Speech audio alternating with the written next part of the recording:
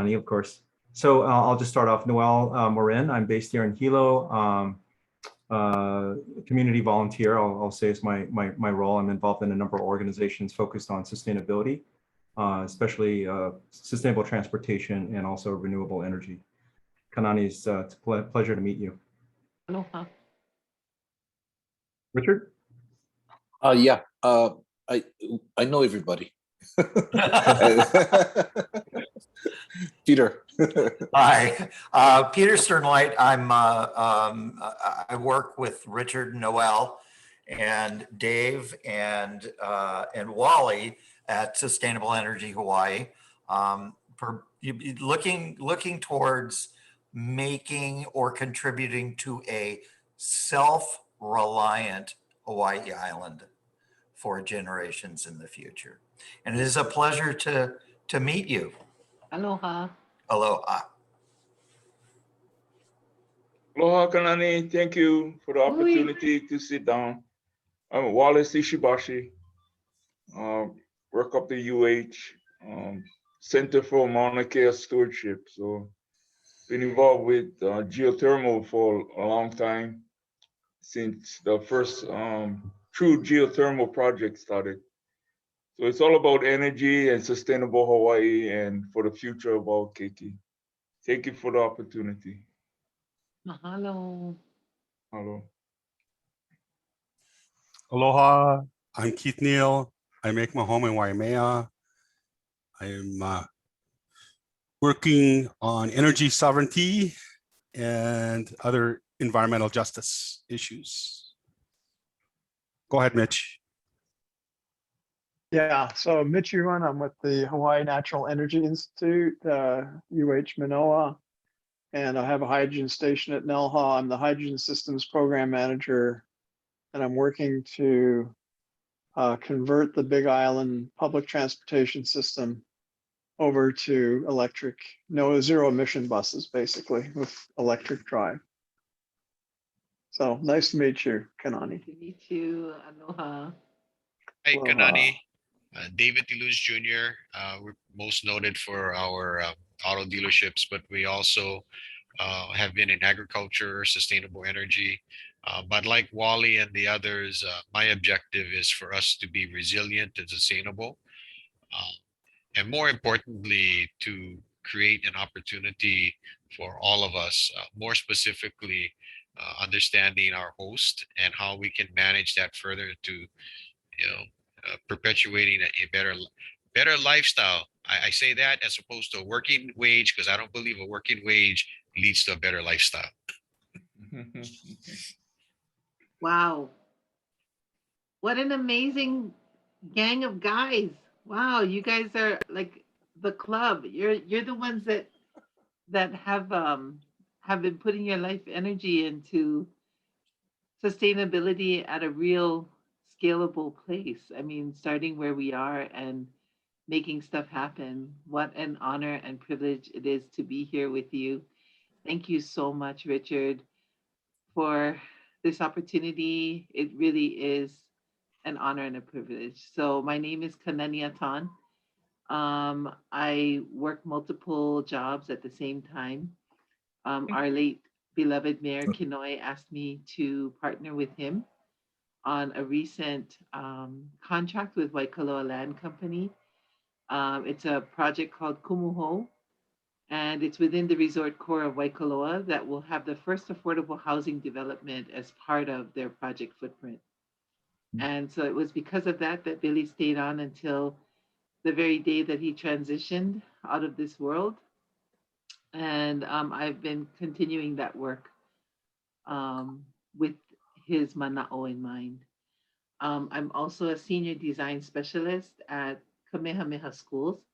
I work sort of in their strategy transformation group, which is sort of like R&D, but it's mostly around Hawaiian culture-based education best practices that apply at the classroom level, at the campus level, at the regional level, the island level. And we've also done impact with the national associations of secondary school principals just last week. Some of the stuff you're going to see today is some of the things that I'm teaching about indigenous wisdom and the repositories of knowledge that are right here um, on the land. The land itself is a textbook. And how do we bring that textbook to our students so that there's a sense of place, a sense of responsibility, a sense of belonging, a sense of aloha, those kinds of things. So that's the work that I do with Kamehameha Schools. Prior to my job with Kamehameha, I worked with Mayor Kim under his administration at Civil Defense as their public information officer. Whenever you got those little text messages, um, that was me sending you some stuff about hurricanes, lava flows, etc. I departed from the county in 2018 because I had already set up work with Kamehameha Schools years before and was trying to exit from the county for quite a while. It wasn't because of the lava flow, but it happened during the lava flow. Prior to working at Civil Defense, I worked at Department of Water Supply, where a lot of this mana'o today is actually going to stem from working with our water resources, working with our water community. Many of the things that we will talk about today, or that I'll share about today, has to do with the watershed. But I kind of correlate the work that we've been doing to supply life-giving resource of water to the people through our municipal water supply via the watershed. But Richard and I had a conversation. Was it just yesterday, Richard? I mean, I think so. and then he called me again and said, we should talk story tomorrow. So if it seems like I'm a little scatterbrained, it's because it's really just a spontaneous combustion kind of conversation that we had yesterday. Uh, So I don't know if you want to join in the fire with me, but that's kind of the gist of it. Prior to water supply, I worked in the nonprofit community at community-based educational efforts around preschool, families with young children, and trying to meet their needs. So education has always been at the core, whether it's utilitarian writing for emergency response or for educational design that's culture-based or community-based. So that's who I am, and aloha mai kako. I'm going to start, if I can share. Let's see, share screen. Let me start here. So I wanted to share that this is where I saw Richard, but just a month ago. Can you see the little boat and the ocean beyond? This is Kailua Kona.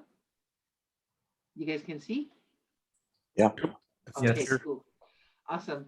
So here's Richard, and here's our friend David Kurahara, and several other people who were on Richard's shift. And I had just left this boat, bumped into him, and he said, "Hey, Kanani, I never see you in a long time. You better call me up." So that was about a month ago.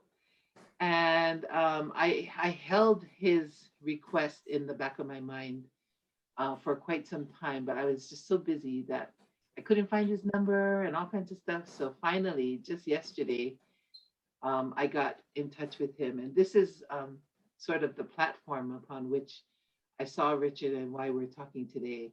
We were walking on this amazing NG boat. I'm sure you guys heard about it since you guys are at the innovative edge of what sustainability means energy-wise for our island. But this was us actually being able to walk on the solar panels that powered this boat from some faraway place all the way to our home here, Kailua Kona waters. And so based on our meetup, we thought about a practitioner's mana'o, or the contemplative practitioner mana'o. Part of the stuff that I do aside from my work is I just write a lot of poetry and go to writers' retreats and stuff like that. And there's just a lot of contemplation that happens within.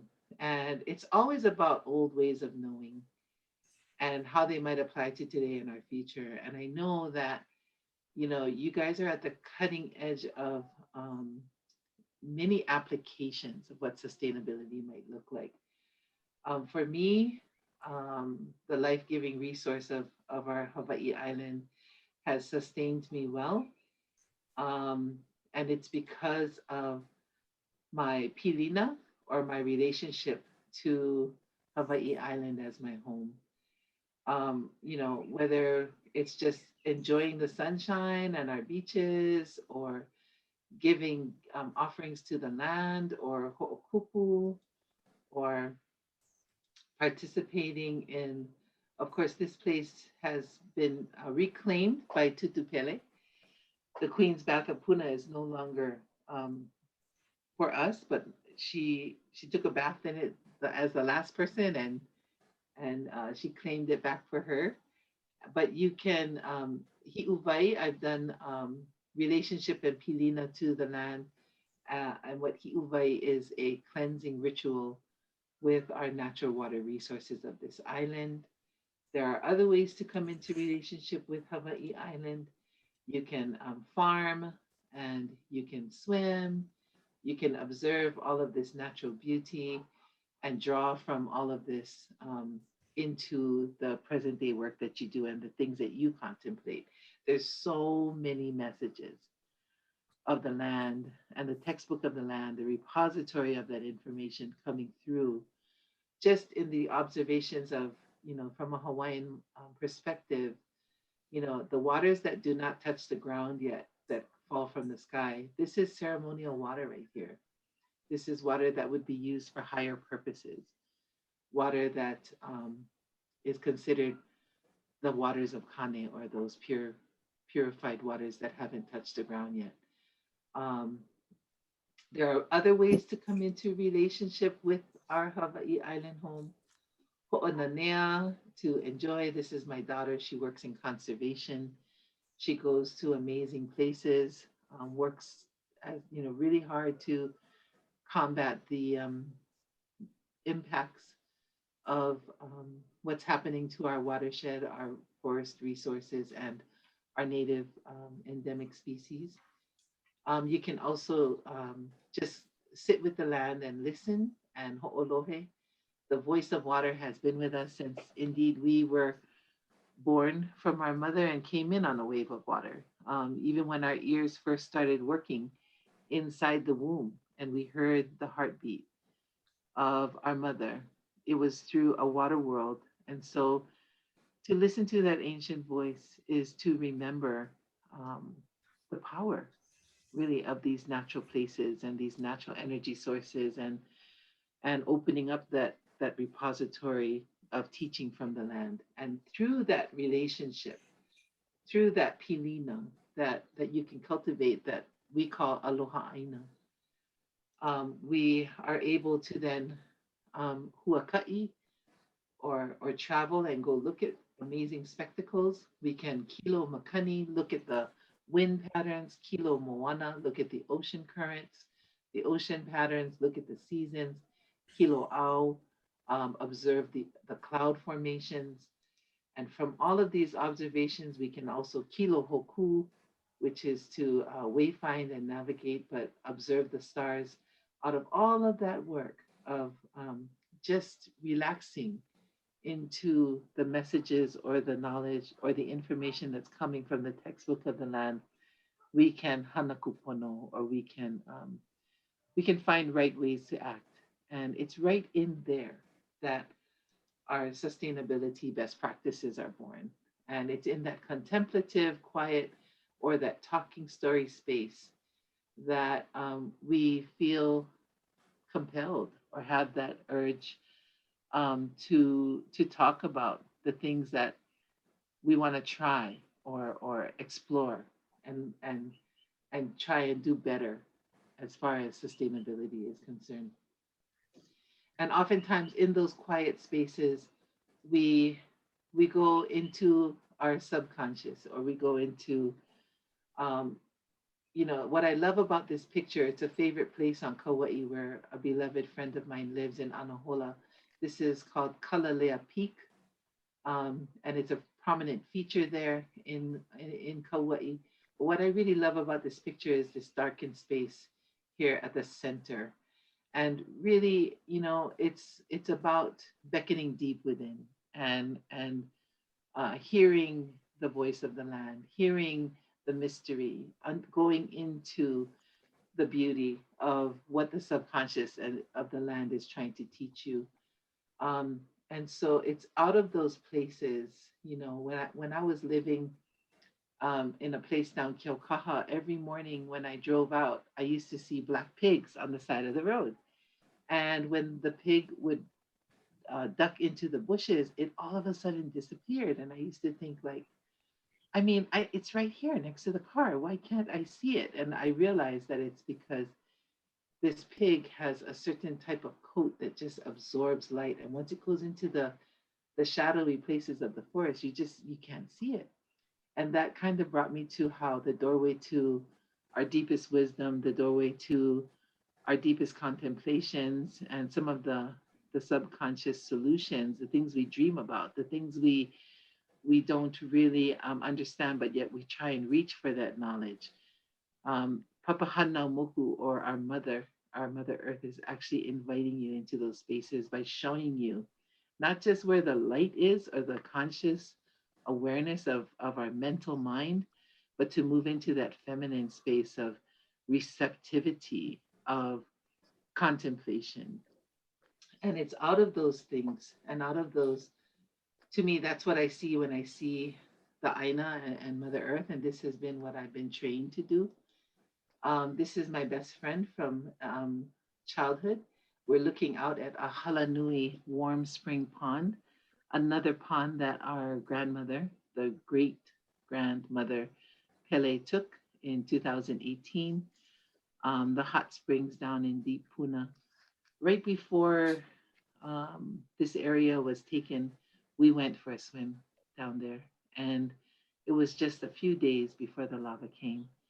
And you can see that the tide is quite high. And I use this picture to teach that, you know, Kanaloa is the ocean right beneath the skin of the ocean's surface. That is the embodiment of one of the four major gods, Kanaloa. And his companion is always the other of the other major god, which is Kane. Kane is fresh water and sunlight. Kanaloa is the ocean. And it's between the metaphor of the subconscious, which is Kanaloa, and the conscious mind, which is Kane, that we have the boundary, which is the skin of the ocean. And as Hawaiians, we actually shared surfing as what we do at that boundary of the subconscious and the conscious mind. We surfed there. And did we not just have, for the first time in the Olympics, a surfing competition? So there's a lot, you know, there's a lot to be appreciated about Hawaiian wisdom. And I just wanted to share with you that, you know, as fleeting as what we thought was always going to be there, you know, I know you guys feel this urgency that Hawaii's changing. And whether it be natural forces like Pele, or you know, the impactful decision making of energy use on our island, or policy, or leadership, however we see it. I mean, our islands are ever changing, and we want to affect the trend towards more and more sustainability. So at this point in the presentation, you can either pick one of two ceremonies that I want to talk about. And one of them is more land-based, and the other is more ocean-based. So which one would you guys like me to talk about? Kanaloa, or the ocean one, or the land-based one? Any preference? I'll go for Kanaloa. Okay, let's go Kanaloa. Thank you, mahalo nui. And we can always share the land-based one later. You know, there's always time, right? Not today, but maybe another day. So I hope this is entertaining and useful. Is it? Or we can just stop. It's okay. Okay. Awesome. So mythical. So this word right here, mythically captured. The ocean's essence is mythically captured in the embodiment or the personification of Kanaloa. Kanaloa is an original Hawaiian akua, one of the four major gods. Therefore, I want to talk a little bit about that cleansing ceremony of Hi'uvai, how in Hi'uvai you can release your burden to the kai or the ocean because Kanaloa knows what to do with it.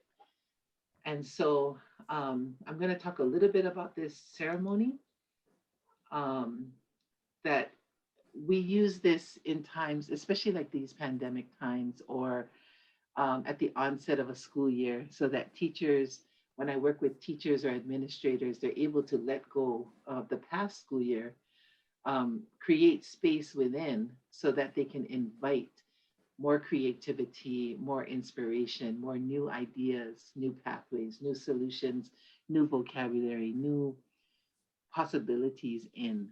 But you cannot if your cup's already full. So what Hi'uvai is about is releasing. And it's a best practice culturally speaking because it helps you to sustain. And we're looking at sustainability from a total well-being, a health and wellness perspective. So Hi'uvai ceremony, if you look at this place here in Keaukaha, you get the feeling that, on certain tides, the water is actually going to rush out this way. So in ceremony, you really want to utilize that motion and that pull of the water, taking all that you're ready to let go of. And you can cleanse all that this past year has brought, that these pandemic times continue to bring. And you can let it go to Kanaloa, the mythical presence of the oceanic realm. And again, contemplate on the metaphoric example of the subconscious, that the ocean is a thriving, beautiful example of your own subconscious and how you can come into deeper relationship with yourself through Aloha Aina. Any questions? Any ideas, wondering, thoughts, or should we just continue? Yeah, you're doing good. Okay. All right. Yeah. So what I do is I actually train teachers how to do this for themselves. And I rely back on basic beach lessons from childhood when I grew up here in Hawaii, but I grew up on the north shore of Oahu. We're famous for our surf and our currents there. And so I always was taught from very small kid time, never turn my back on the ocean, always respect the power of the sea. Take the time to observe the waves and you'll start to see a pattern come through. Watch the currents, know what's happening, and see if there are changing conditions afoot. I was also taught by my uncles and my aunties who fish and gather limu and things like that. Only take what you need, be mindful of the regenerative cycles. Always know, this crab that has all the eggs, that's not the one you pick. And so even with the fish, the coral, the seaweed, I've started to grow more and more aware of the regenerative cycles and to leave the ones who ensure survival of each species.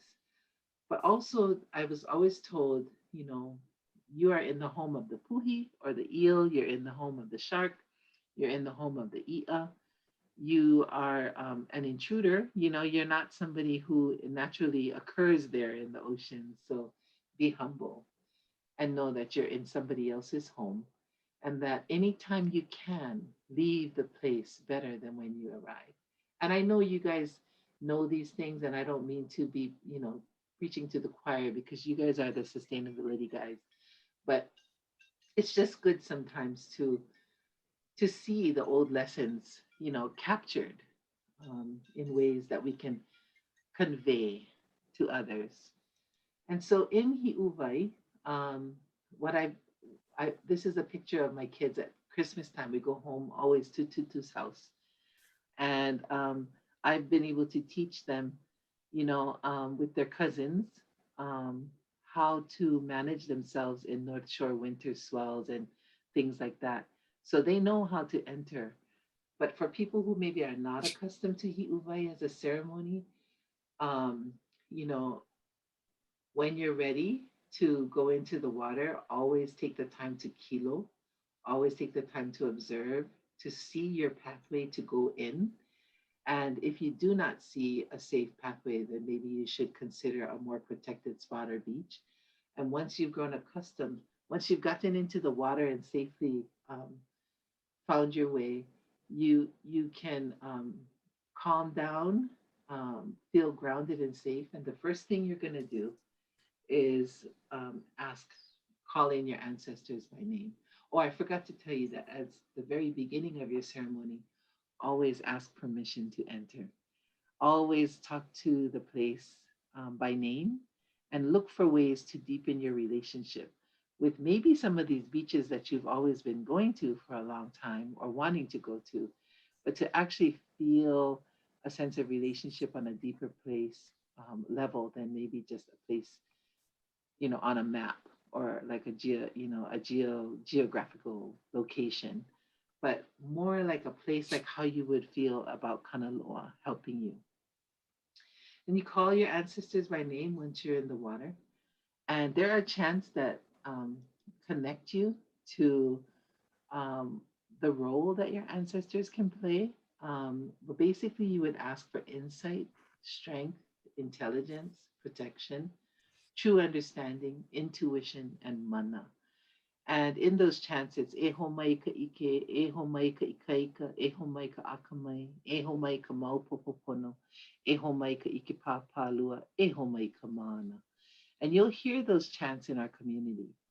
And basically, it's leaning on our best principles, our strengths, the proactive part of who we are, asking for that brilliance to come in, asking for the best of who we are.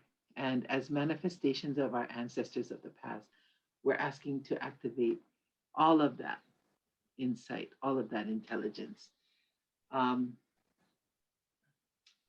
then, the first step of Hi'uvai is to start to think about everything you're grateful for and to open up your heart in gratitude, to open up your mind in gratitude in the water. You think about all the things that are actually working in this time, the things that you're very grateful for. And once you've thought about enough about what you're grateful for, you can take a deep breath, immerse yourself underwater, release that breath, and calmly come back up for air. The second step of Hi'uvai is to think about all the things that maybe you need to forgive or let go of, things that you may be tired of holding on to, tired of carrying. It might be incidents, events, conversations, situations, happenstances, news reports, whatever, any kind of emotional baggage or hurt. You can also think of situations that you might need to ask forgiveness for. And when you've thought enough about that level of what you're carrying, take a deep breath, immerse yourself completely underwater and release your breath. Then you can gently come up for air. The last piece, when I say Kanaloa knows what to do with it, Kanaloa, when we think about the ocean and the renewable energy source that it is, Kanaloa is an example of renewable energy, of recycling, of rebirthing, remaking, composting, doing all of that. Understanding that it's a powerful metaphor for health and wellness, total well-being, and healing within. So the last one is to ask for inspiration to come into, not just your mental state, because we tend to be very, objective and very goal-oriented and very, almost aggressive about accomplishing stuff. But really, it's about inspiration at many other levels of just your heart space, your emotional space, your spirit, your soul, who you are as a father, who you are as a brother, who you are as a son, even to remember what it felt like, to talk with your parents and to feel that role of who you are beyond who you usually are every day. And when you've thought about all the inspiration of the things that worked well in the past and things you want to continue or improve on or ask for more inspiration, then you take a deep breath, immerse deeply under the water, and release your breath. And then you come up for air. Just two more slides. In a Hi'uwai closing, we quietly exit the water and face the ocean. Give thanks to the ancestors who have watched over you. Give thanks to the environment and the creative force activating all of this dynamic life, which is really the sun that moves everything, and the energy force in all things. And you can walk back on the beach to your spot where your stuff is waiting for you. Maybe do a little bit more reflection in your journal or your booklet. And when you're ready, you can safely leave and make sure you left the area better than when you arrived. But just as you're leaving, you would announce to the place that you're leaving now, and all that is there will stay, and only you will go on to your next destination. And you can feel free to shower, change your clothes, and go about your day as you normally would. And basically, it's so important to activate old ways of knowing, to reach for new ideas, to surf goofy foot, to come at stuff kind of feminine, new experiences, new resources, new ways of connecting to everyday places. And it takes courage to try, you know.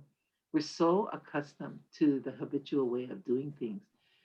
To approach something goofy foot takes courage. And it really is my hope that this ceremony can help you let go, increase gratitude, forgiveness, and inspiration, and that it's positive and helpful for you. And that you can find ways to bring these things into not only your personal life, your family life, your professional life, but into the work that you're doing around sustainability, because this is what it means to deepen our understanding of aloha.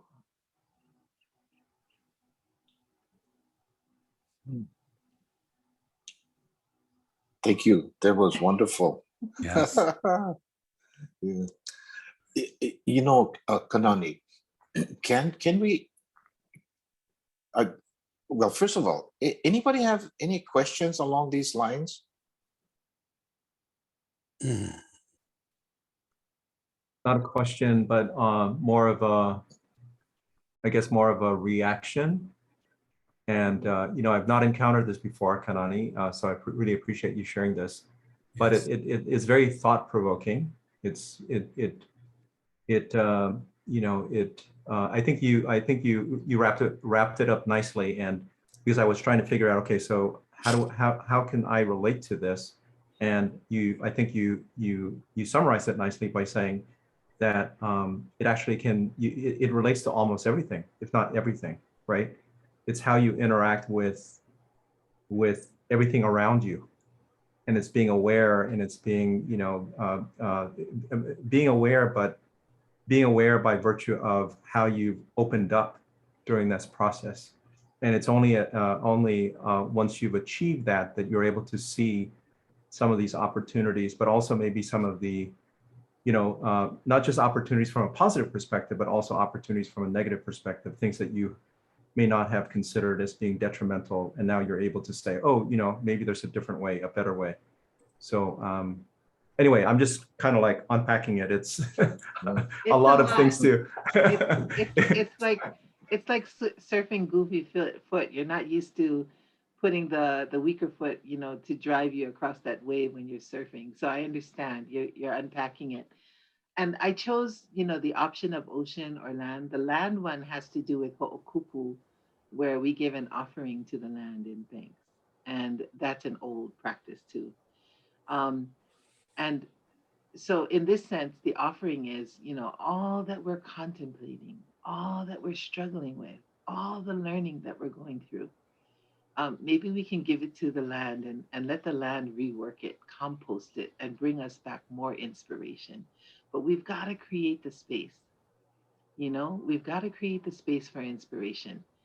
It is. It's a different approach, but you know, total well-being at the core of who you are, I think, helps us to make better contributions to the work we're doing. You guys are doing amazing things, you know. And one last thing I wanted to share was, where is it now? That picture.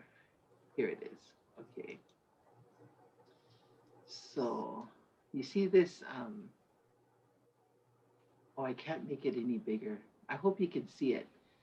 But I found this survival, sustainable, resilient spectrum to thrivable online. And I can send you guys this picture, but it's at thrivable.net. But basically, you know, along that sustainability spectrum, there's a place of just gasping for air. We're just surviving. You know, we're clawing and not even at a one-for-one exchange. And many of the most vulnerable in our community feel like this sometimes. Kanani? Sustainability as yes. Yeah, we're still seeing your PowerPoint. The if you're Oh, trying to okay. share something. Yeah. Oh, okay. So let me see. Let me start sharing again. Here, this one. Sorry about that. No Can you see this apologies. picture now? Yes, we see it. Okay, awesome. So this is the survival, sustainable, resilient, thrivable spectrum. And I was talking about how some of us might feel, you know, the most vulnerable in our community might be feeling like they're somewhere around here, like I've just got to outlast all this challenge in my life. And I'm in a basic reaction mode to just meet my basic needs. That diversity is not really important at this point because at least I'm not dead. And so sustainable is more like this one for one exchange. And the real model word is all about repair and able to maintain at a given rate or level over time. And it's all about attitude. It's morally important to act sustainably. And this is sort of like what's driving the sustainable work that we're all in. And we're talking more about the level up is about being able to endure in a stable world. Resilience is when we actually have a little bit extra for that rainy day, that we can rebound when challenges come, that for a little while we'll be able to withstand or recover quicker from difficult conditions upon our systems of energy. It's the attitude is about reestablishing. Um, we're looking at more efficiency around waste and redundancy. That we're looking at the practical approach to energy at this point and staying alive longer in a changing world. When you're in the thriving place of the spectrum, it's like you're at the top of your game. It's game on. When the system is challenged, you actually get better because of that disturbance. You're anti-fragile, and the unfolding pattern of life is giving rise to more life, to develop vigorously, to create, to enrich, and generate and strive for more greatness. I want to give an example of that. When I was working in Hawaii with my partners, there's a Mocha nonprofit called Papa Hana, and they were growing taro. Well, their Makai partner was a fish pond, and they're bringing back the fish pond through Kamehameha School's lands. And what they did was they had a tournament just at, a few months ago. And it was to gather all the roy, the sea roy fish. The families could come down and fish, and what they would get in return for all their fish that they caught with their, for a family fun day, the farmers up Mauka at Papahana would bring down the kalo and exchange the fish for the kalo that they were growing.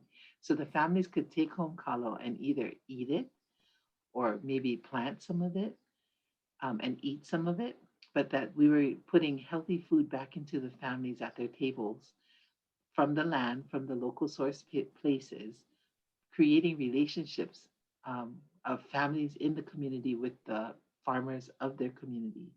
And with the fish that the farmers took, they took the sea roy and emulsified it and put it back into the land so that the taro for next year's tournament is even bigger, even bigger. So that's an example of a thrivable food and barter exchange of an old practice that applies to today in addressing some of the impacts that our environment and our energy sheds are grappling with. So I know it's 4:43. I'm taking up a lot of your time, your special meeting time. I just want to share and talk story about the energy shed at this point, and how do we um, how do we give back in an indigenous way the offering to the energy shed in a deeper relationship, rather than just systemic, but more family, more community based. I don't know. What do you guys think? So Kanani, for me, you bring back it's so I used to enjoy going to Makalavena.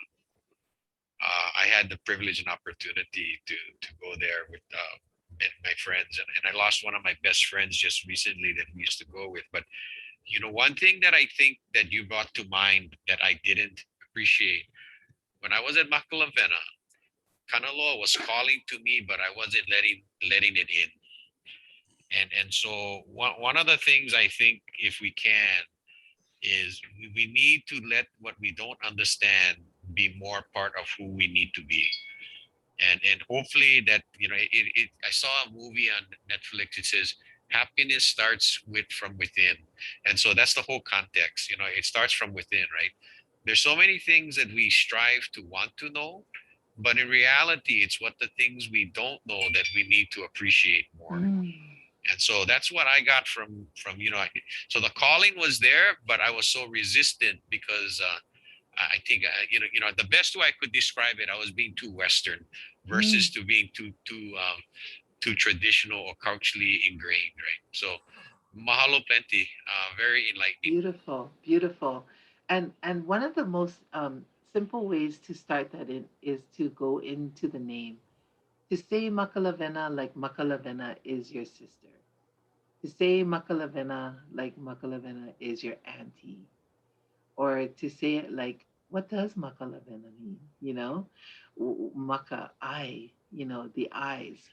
The When the taro plant is growing and starting new shoots of roots off of the taro slip that you've cut to put back in the soil, those first few eyes that pop up from the taro, that's called maka. And it's from those eyes of the land, that really we can sustain ourselves. So we're looking for those sprouts, or those, the potential of what we see and what it can grow into.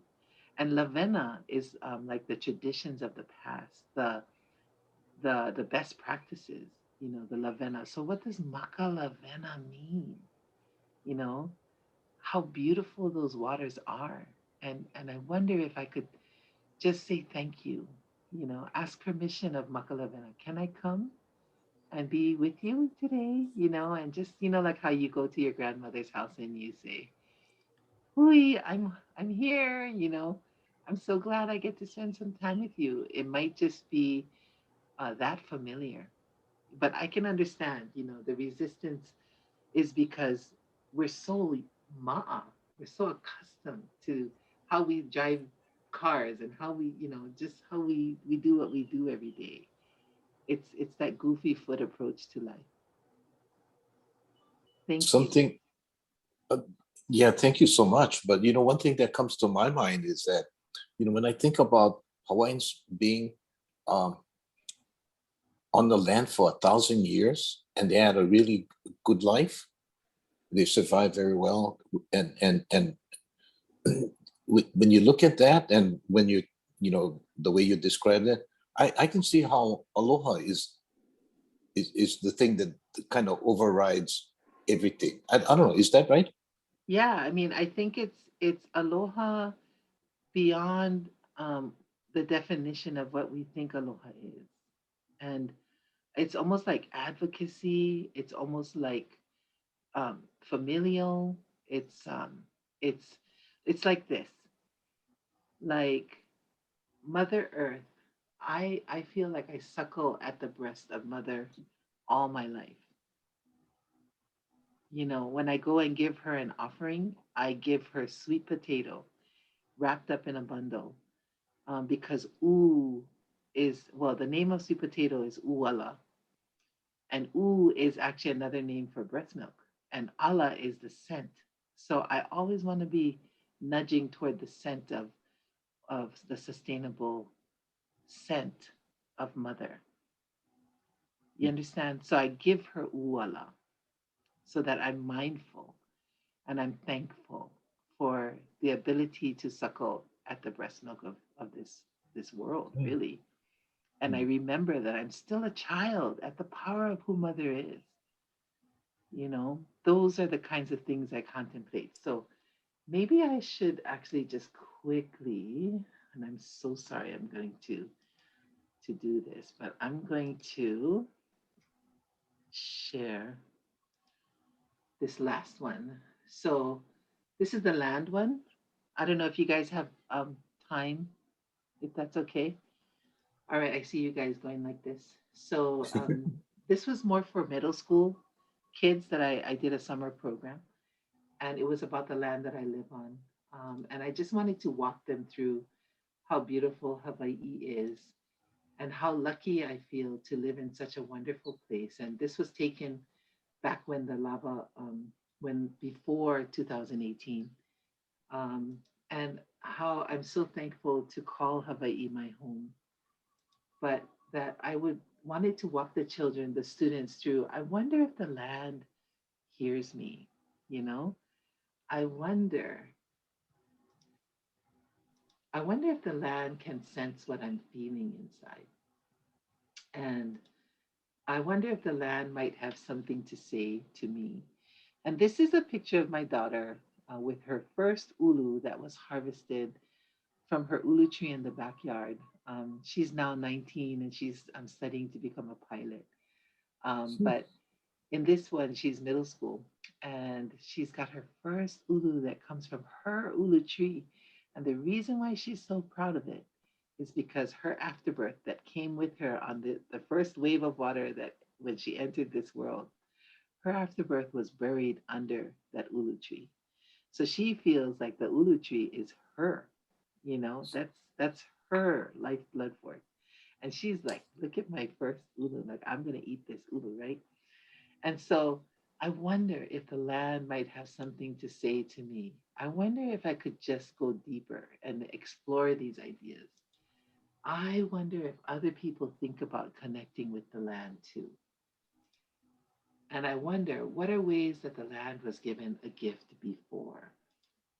And basically, what are Hawaiian ways of giving a gift to the land? And that's where we come into lei making. That's where we come into giving ho'okupu. And that's when we come into approaching sacred places like the crater here and being introduced by my dear friend Ku Kahakalau, this group of teachers here. She was introducing them into the genealogy of Pele. Like, this is who Pele is, this is her home. Yeah. And how do I do that?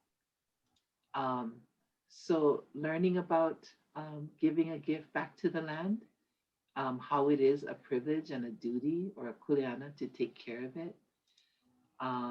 Let's see, anything else? Just hiali ika aino, you know, the land is chief. It's an old wise saying, how to give back. And yeah, that's pretty much what I wanted to share about ho'okupu. But for us in the energy realm, how do we give back to the energy shed?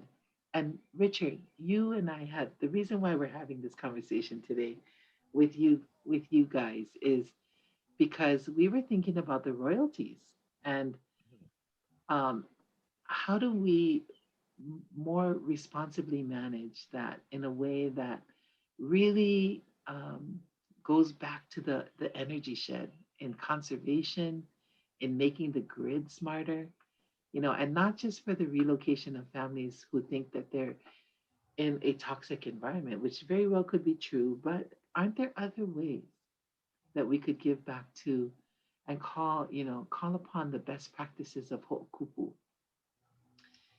um, and give back to the energy shed, much like how the watershed.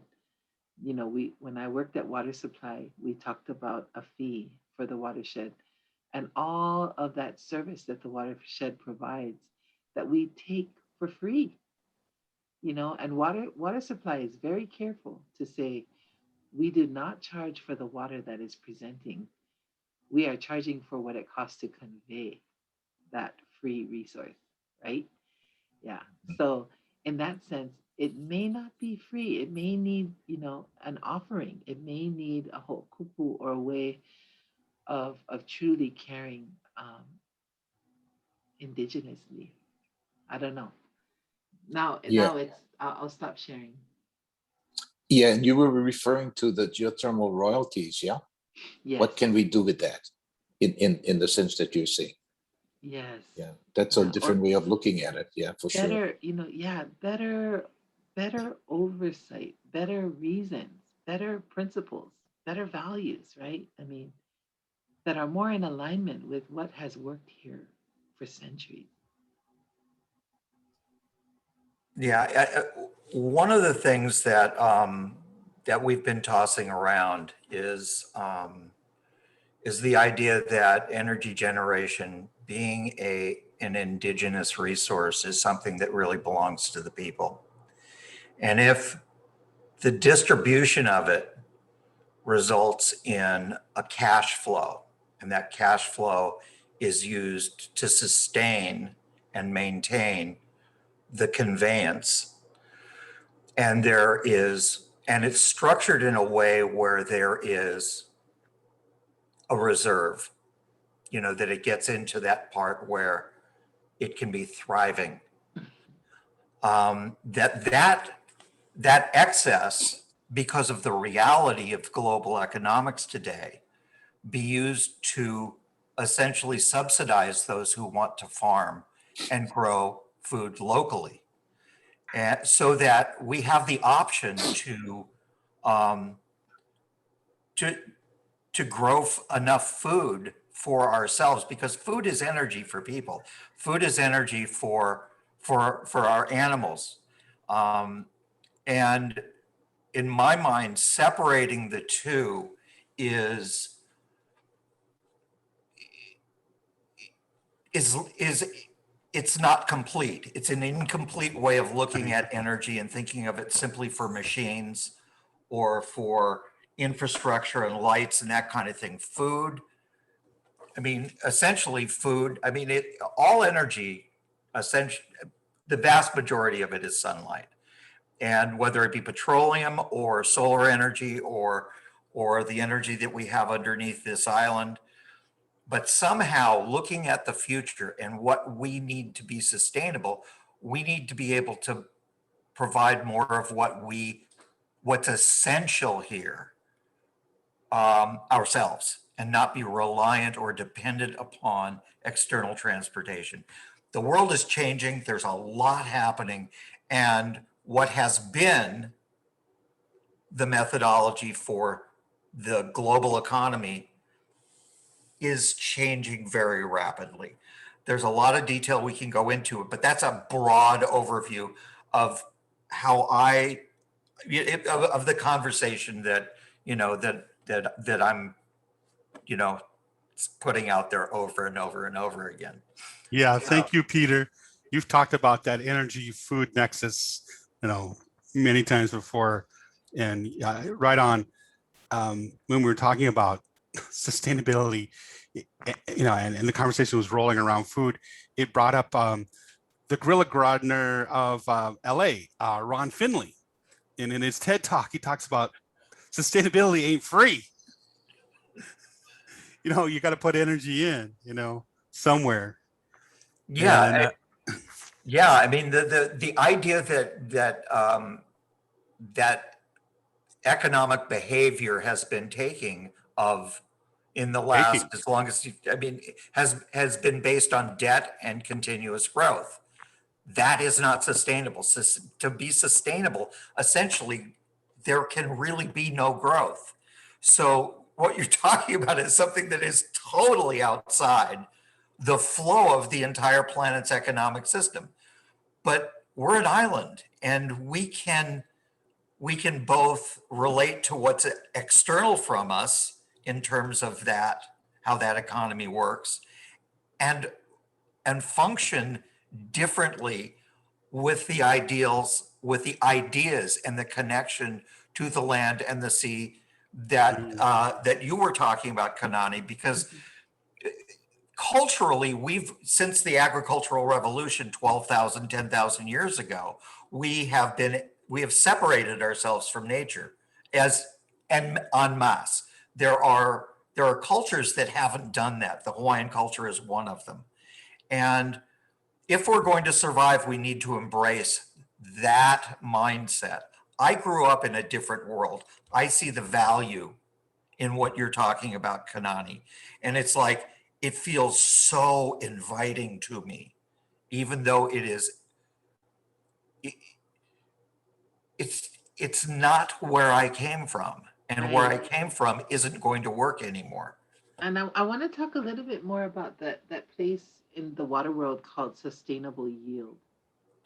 When we had issues with the National Park Service in Kona, and they put a moratorium on all well development, they applied to Commission on Water Resource Management, the DLNR's oversight of water management for Hawaii. I learned a lot about water management, and that actually the sustainable yield equation is of the whole aquifer, which is the water budget. They look at the peaks and the valleys of each region, and they say, okay, within this bowl, all the rain that falls will percolate to the aquifer below. And they say, of all that water that we estimate based on rain gauge data, we're only going to call 25% of that whole aquifer as usable by man. 75% is for just the natural flow of the environment. So the sustainable yield, they'll take 25% of the aquifer. And of that sustainable yield, then we can gauge how much of that we're already using and how much we have left. And based on that amount, then we have full build out scenarios, right? So there are equations that are trying, but the thing about it is, for Hawaii, our water resources don't fit the textbook of, okay, no problem, Richard, no problem, aloha. And so our environment doesn't necessarily fit the textbook calculations of sustainable yield, because water flows over old lava flows from Mauna Kea, from Kohala, and you might even find the isotopic signature of water from the summit of Mauna Kea flowing in bays off of Hualalai volcano. So our water supply is baffling to hydrologists. You know, so again, we've got to employ some of these old practices and apply them in new ways. It is 5 o'clock. I'm so sorry that I talked most of the time. That's why you're here. Well, I want to hear more from you guys. You guys are the smarty pants. You know what I'm saying? We're so honored to have you. No. We're so honored to have you, Kanani. No, Thank you so much for your time. I thank you. If we were the smarty, Oh, yeah, but if we were the smarty pants, why did you know, 1,000 years ago, when there were hundreds of thousands of people on this island, they could be self-sustaining? So if we were the smarty pants, why can't we learn from the past to bring it to the future? So I mean, I think we're so smart we're dumb. But anyway, that's Well, the thing about that is, you know, there's so many great people that have studied that too. The breadbasket of Kohala Mountain and the field systems and the fish ponds below.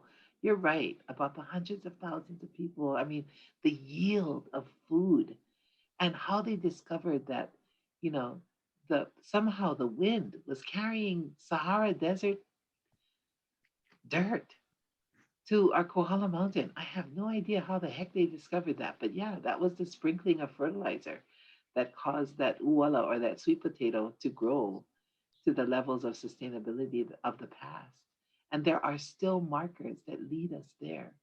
There are old markers on those pathways that, are lands by KS owned. And they're looking to partner to activate these old ways. There's another place, Auwahi in Maui, where they just started to clear out invasive stuff, and they couldn't believe the most rare stuff that they didn't even plant started growing. They were somehow dormant seeds in the soil. But once the stressors were taken away, old, ancient seedlings started to burst forth. So there's a lot of hope out there. There's a lot of hope out there that just, we got to try Goofy Foot. We just got to, we got to work with our partners and think a little bit outside of the box. So thanks you guys so much. Thank you. Thank you very much. All right. Aloha nui. Aloha. Have a great weekend. Aloha. Hui ho kako. Aloha. Bye, everyone. Have a good one. See you. Enjoy your weekend. Okay, Bye. you too.